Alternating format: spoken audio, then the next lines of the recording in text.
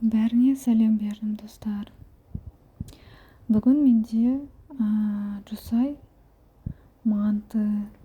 Сол үшін сіздерге жусай мантының рецептін ұсынамын. Бұл манты ашытқан қамырдан дайындалады. Қамырдың рецепті өте оңай және жеңіл дайындалады. Ол үшін бізге ұн,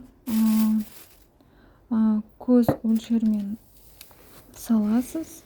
Мысалы мен осындай бір кесемен 3 кесеге менде 1,5 стакан су қостым.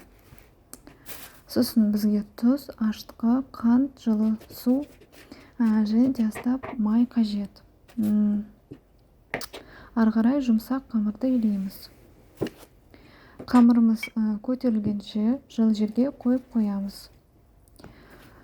Ары қарай мантыға арналған салманы дайындаймыз. Ол үшін бізге сиыр етінен жасалған фарш керек, және пияз, сосын жусай.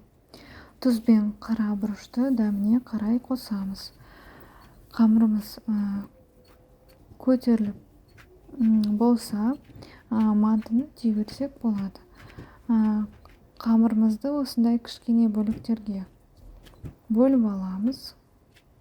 Ары қарай біз оларды қолымызбен айналдыруымыз керек. Осы видеода көрсетілгендей қайталаңыз. Мантыны түйіп болғаннан кейін оларды 15-20 минутқа қоюымыз керек.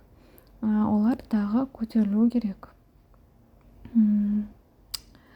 15-20 минуттан кейін суды қайнатып, мантыны 40-45 минутта пісіреміз. Достар, осы рецептпен пісіріп көріңіздер, өкінбейсіздер. Өте дәмді және дайындау өте оңай. Сіздерге ұнайды деп үміттенемін.